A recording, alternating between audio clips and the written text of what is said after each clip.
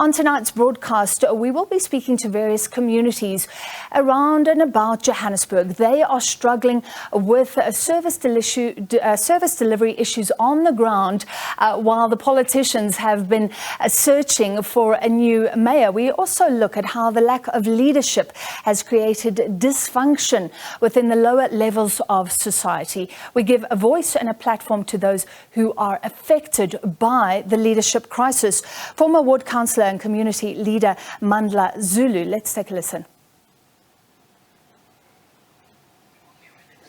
All right, that community leader standing by with Bongiwe on the ground. Bongiwe, tell us what you're seeing firstly, and then let's hear from the community.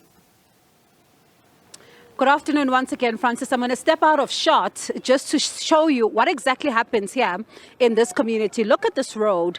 The community says that now that it's raining, they're actually worried about what is going to become this particular part of the road, especially for small cars that have a bit of a lower suspension like the one that you just saw right now. Now, where we are is in Ward 50, Block 10, Tulani, in Doornkop. This is in Soweto. Driving through this area, into it, you start, seeing refuse that's not being collected. There's a whole lot of litter on the side of the road. There's a point where you can see that it has become somewhat of a dumping site for the community.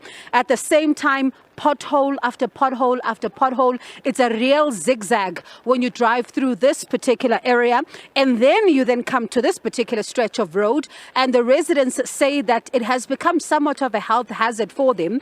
But of course, they are looking to see if the new mayor, Kabelo Kwamanda, who is promising a resident-centric government, whether or not such areas will be given the attention they deserve, especially when you think about the fact that, Francis, because someone is watching saying, but what happens if there is no mayor? Because the city is still there, the city is still functional. But one thing that we can mention is that it's now the period where municipalities are presenting their draft budgets to the residents.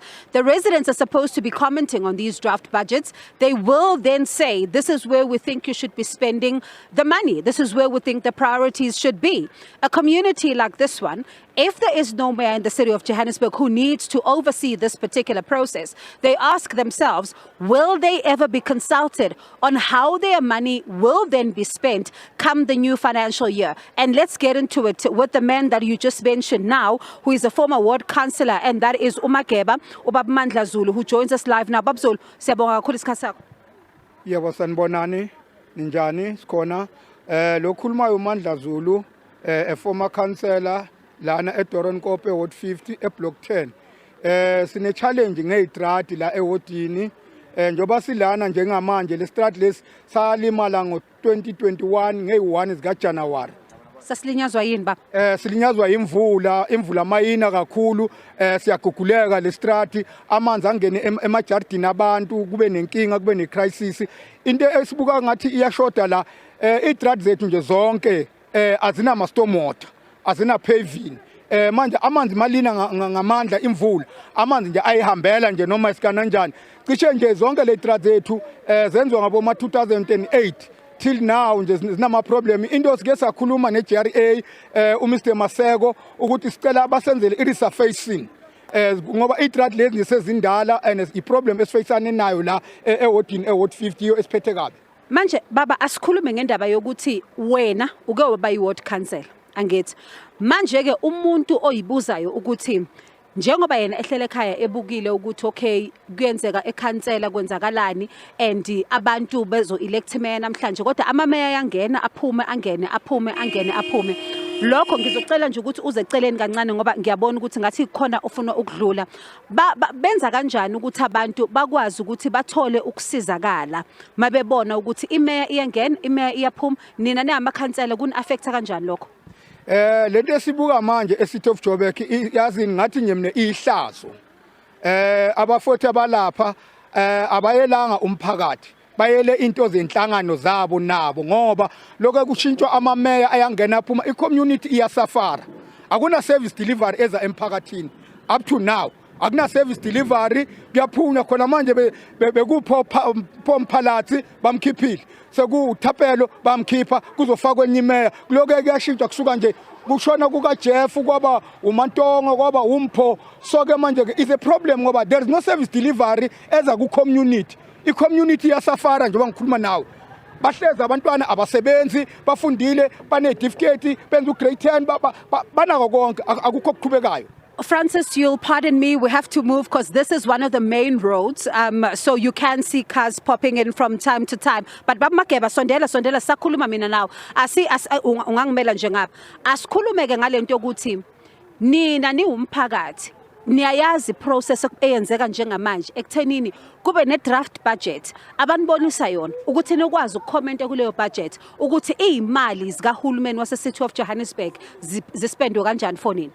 Engakusho ke the current councillor ekhona ubheka imgaga ngiyethemba ukuthi le nto osho mama uyiphethe okumele azobonisa i-community i-budget yethu ukuthi i-budget yase Ward 50 imalini enizohamba ipheleliphi ngoba umuntu manje oyikhansela manje ubheka imgaga okuyena okufanele manje abize i-public meeting azo informa i-community ukuthi na i-budget and then ke si engage kuleyo budget manje ubunzima benu ningamakhansela nila phansi nabantu manibona into eyenzakalayo lapha ku council njengoba uthi abayisebenzeli nina basebenzi bayisebenzela bona wena njengoba uphuma la ubuyikhansela ubunzima bukuphi ukuthi uthole usizo for labantu laba ohlala nabo la mangabe ekhansela kunjani beka umbukele esithombeni namhlanje ukuthi uyikhansela naba banenkinga ikhansela lapha eCity of Johannesburg yenza lokho ekwenzayo yiphi inkinga ohlangabezana nayo inkinga esihlangabezana nayo singumphakathi ukuthi abantu bayeza bathi kuqhubekana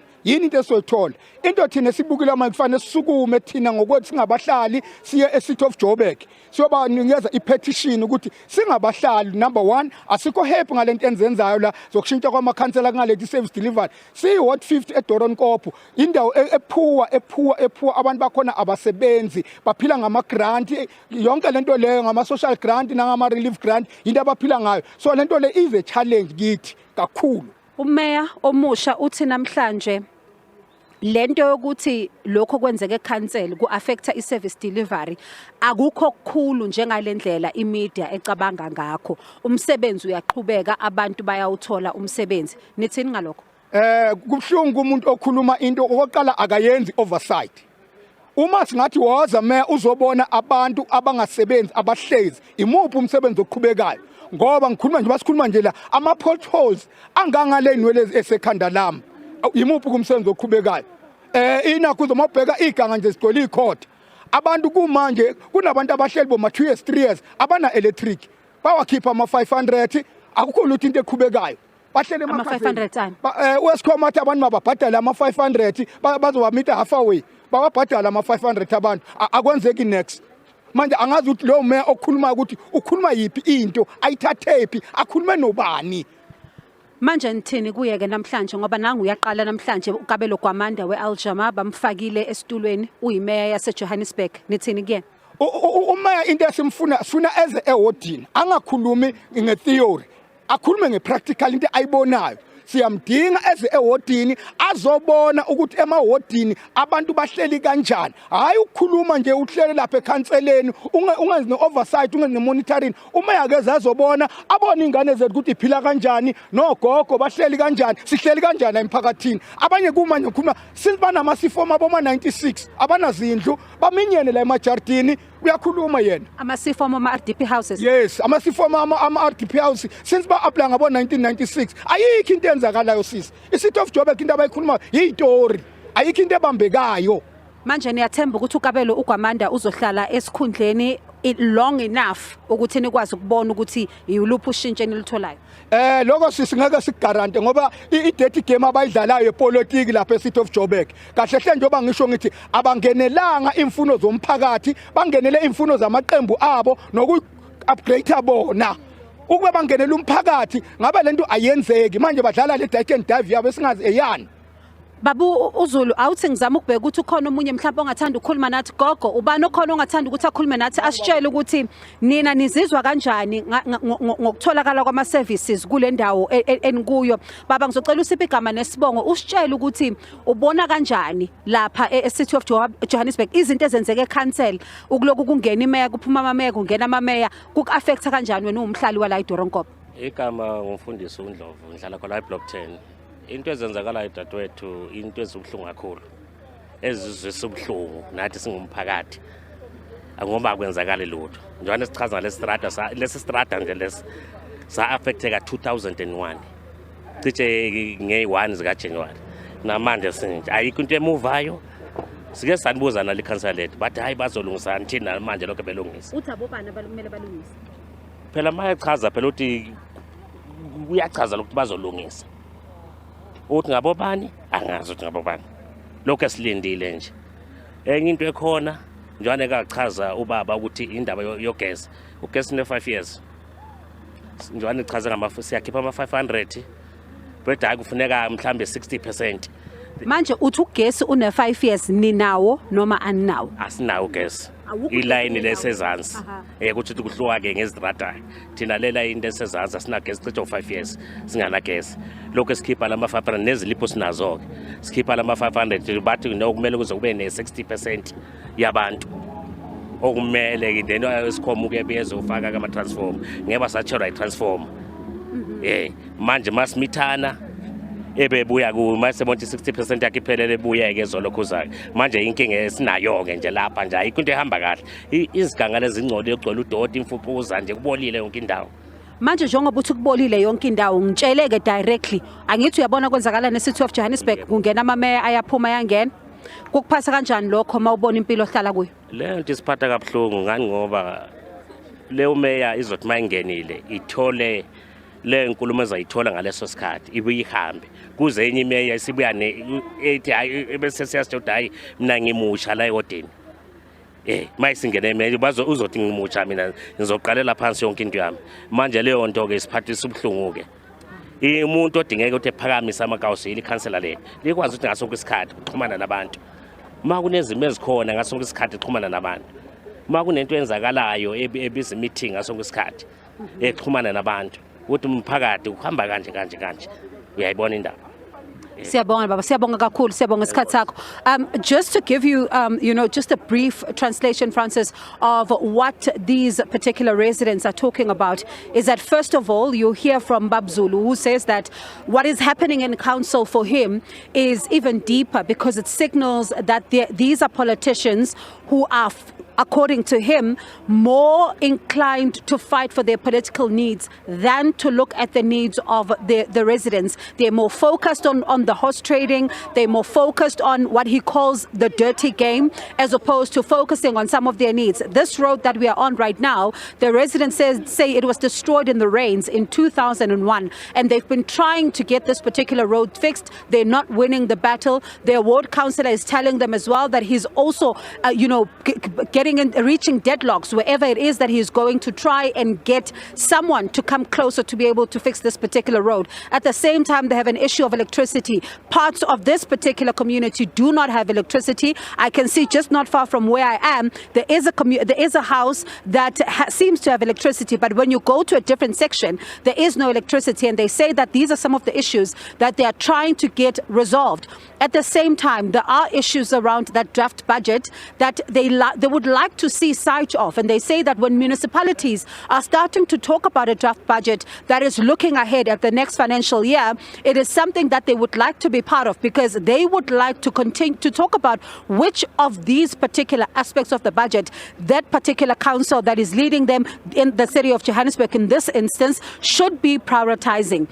And they say it is quite concerning that the mayors do not serve a long enough term to be able to see some projects through, because that is what they would like to see. They would like to see some continuity, because they say that if a mayor comes into office today and then tomorrow the mayor is gone, someone else comes in, different priorities, their priorities seem to fall by the wayside. So the residents seemingly not impressed with what is going on in the City of Johannesburg, and saying that it is time now that the issues of service delivery are given the rightful prioritization that they say they deserve. Francis?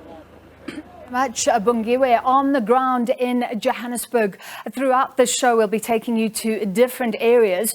And of course, this is all in light of the fact that Johannesburg has a new mayor again. 4 mayors have come and gone over the past 18 months. Aljamaz Kabelo Gwamanda is now the 5th. And throughout the show, we'll be speaking to you, our viewers. We have invited you to call, and we'll bring that number up soon. Tell us about the service delivery issues that you're facing in your areas. We'd really like to explore to what extent a lack of leadership at the top has created dysfunction on the ground. And before we speak to a guest, let's take a look at what a mayor actually does, because if we look at this link, how important is the mayoral chains actually? There we have a mayor is a political head of the institution, chairs the mayoral committee. So this affects the whole committee that has oversight on what is happening in the council. If we continue, mayor has the following duties: recommending to council strategies, programs, services, and overseeing the provision of services in a sustainable manner. And this is what we're all concerned about: service delivery. And what about enforcing those programs that are falling by the wayside, possibly when a mayor moves out and a new one moves in? A mayor's role is identifying the needs of a municipality, evaluating those needs in order of priority. So who will do that if the mayor is not in the chair, as we've seen for various periods in Johannesburg? Ensuring that public views are considered. This is important as well for us as the public. And then finally, preparing and drafting the annual budget. And Bungiwe mentioned this. People are saying no budgeting can take place. We want to see where the money coming in will be spent. That really is one of the priorities and one of the domains of a mayor. All right, to discuss, we're now joined in studio by governance and political analyst Sandile Swana. Please come and join me. Sandile, it's great to have you with us as always. Looking at the role of a mayor, all the parties have tried to downplay the leadership ructions, saying, look, service delivery can still happen. And we know even in terms of finance, there are financial people who can maybe sign off on some things. But how important do you believe it is to have somebody in the chair wearing the mayoral chains and somebody relatively long term? Thank you, Francis. These structures, such as the mayor, the council itself, the speaker, the chief whip, and so on, were created for the orderly function of the municipality. So they are not superfluous. It's just like taking out one wheel. It's not just a token head. No, it's not a token head. You can't say, I can drive my car on 3 wheels and I'll keep the other wheel at home and stuff like that. It doesn't work like that. So when you talk about the functioning of the municipality, the work that the municipal manager does is derived from the IDP. But the IDP itself is a political process that comes from the community, and the mayor is in charge of creating the IDP. Then that is broken down into a budget which stipulates all the resources that must make that IDP possible for this financial year. Otherwise, if you don't have an approved budget for this year, you are already in the domain of unauthorized expenditure. You are spending money, but that money is not authorized. And the most important thing out of all this that is not being attended to is that you cannot have an IDP that is not ward-based. In other words, you yourself, you and I, must know exactly that this road is going to be tarred, this road is going to be graded, this and this is going to be done. And we need to be part of the formulation. It's a process of a bottom-up. Not that the mayor thinks of what the people need, it comes from the communities. Yeah. So that work cannot be done on a laptop somewhere. It is done in the field. And without that work, how do you hold anybody accountable for what's not being done when you don't even know what should be done and what the plans are? We have Ntombi on the line, I understand, from Soweto. Ntombi, you can go ahead. What is your comment on service delivery in your area? Hello, ma'am. Go ahead, Ntombi. Hello. My problem is bigger than your interview the guy. We've got a big problem. We don't even know the councillor. We don't even know when I'm falling on the ward. If I'm supposed to vote, we'll be chased away. No, go to that side and then that side again. Yeah. I don't know even my ward councillor. For a sake, that's my point number one.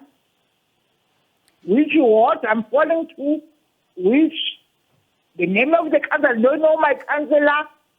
There's no service delivery. I can see, yes, no, listen to my dear. I can hear you. Yes, Peter is here. But when it comes to, there is EPWP. There is CWP. I've got my brother and my firstborn child here, who is turning 33 in this year.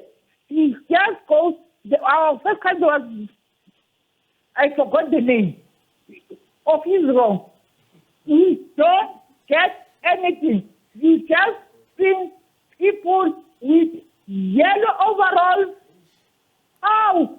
You just go to the councillor. When you go to the councillor will say, no, I will call you. You just sit there. Even now at my mother's home, my dear, I'm stuck with the statement of 3,000 kapula rand. You don't know where to go. You just know you go there. You got to know, go to the councillor, you give you the letter, you come back to us. Okay, we go there with that letter. No, that letter he was not supposed to write this letter. It's not their duty to write this letter. Okay, who are we? As we. Tommy, thank you. We really appreciate that. This is a great issue. How important are ward councillors? I would think this is such a low-hanging fruit for political parties that want to get votes next year. At least have somebody active on the ground, caring about community issues. That's a basic, right? Yes. A few years back, I did some research on this thing called the ward-based IDP. In South Africa, it is very difficult to find an IDP that is derived from the ward itself. There are many papers, people have earned PhDs regarding the issue that public participation is not happening in South Africa at all. So you mean there's no link, even if the ward councillor gets information on the ground, that is not going through to council, that is not affecting the mayor's plans as it should? Look, where I live, to be clear, the speaker apparently for 3 years of the term of office said there must be no ward committees. So the ward councillor is a ward councillor by themselves. The community does not give input. So I would say to you 95% or closer to 99% of the IDPs that you see have got nothing to do about what was said. It was not collected from the actual community. These are largely fabrications, these IDPs that you see in the first place. Explain IDPs for people who just tuned in. Okay, an IDP is an integrated development plan. So you're supposed to say the population in this ward, which that SA provides, is so many people, so many young children, this, that, and the other. So many toilets are needed, so many taps are needed, You put all of those things. And then you say over the next 5 years. And then in the metros, they were already starting to say over the next 40 years, 50 years, this is the plan of addressing the needs of the growing population from a study. Then you go and consult the actual communities to say, what do you need? And so on. Then they tell you, then we are able to budget for that year to say, this is what we're going to physically do. Then the municipal manager must take that, once it's signed off and agreed by the community and the councillors, that this is what needs to be done. Then that becomes the job of the municipal manager to do that. All right, and that is the bottom-up approach that you say is sorely lacking. And that's what our viewers are saying as well. Mkhwanazi from Midrand, I understand Mkhwanazi is on the line. Tell us what you've been experiencing. Hello. Hi, Mkhwanazi, go ahead. Hi, Francis. Thank you so much. Francis, this is what I need to know. Electing these people into high positions like that, what qualifications do they have? You're talking about a mayor. You are putting business people and the citizens at a risk. They are paying services and all. You go out and appoint someone who can't even count the number of his fingers. All right. Do we have standards for education, for experience, for what needs to be in place before a mayor is elected? Most councillors, the majority of our councillors, including mayors, speakers and chief whips, are hustlers who know how to manipulate the system and get the position. It's as simple as that. Now, there is an effort by the state to actually upskill these people, but some of them, don't have standard 7, and so on and so forth. But let me give you the illustration. I have been looking this whole afternoon for the CV of this Kwamanda fellow, this Kabelo Kwamanda who's been elected. I could not find his qualifications and I could not find his CV anywhere on the internet. We are also looking. Let me then make this point. The budget of this municipality, which is the Joburg Metro, is 77 billion per annum. Now, 77 billion is 77,000 millions of rands. 1 million is a lot of money, but 77,000 millions. I have to sit and be very sober and make sure that I'm putting the correct number of zeros when I am working with those billions myself. Now, if you have dubious educational qualifications, let alone quantitative techniques and other things like that, how on earth are you going to understand this 77 billion? And that is the question that is going to come up and come up again and come up again. One of the things that the ANC has suggested is that you get a technocratic layer or bureaucrats, people who can do the job whether the politician is there or not. They keep the machines going, the wheels turning, as it were. And they say if you've got that bureaucracy in place and you've got the right professional standards, then the politicians can come and go. Is there anything to that? Firstly, this discussion has been taking place for decades, as far as I know. Remember that the people who become politicians in South Africa are the people that grew up with us. Some of them were our classmates at university, others at school, and so on and so forth. They come from the community like us. So by choosing to be politicians, all of us choose qualifications. In other words, I mean, when I started out my career, I was a computer programmer. So my degree was in computer programming. So if you choose to be politicians, you study nothing. Because it takes nothing to be a politician. That's what these people are trying to say. But I'll tell you this.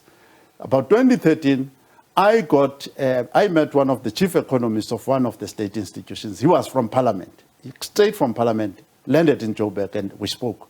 He said, Sanil, I'm going to leave this job.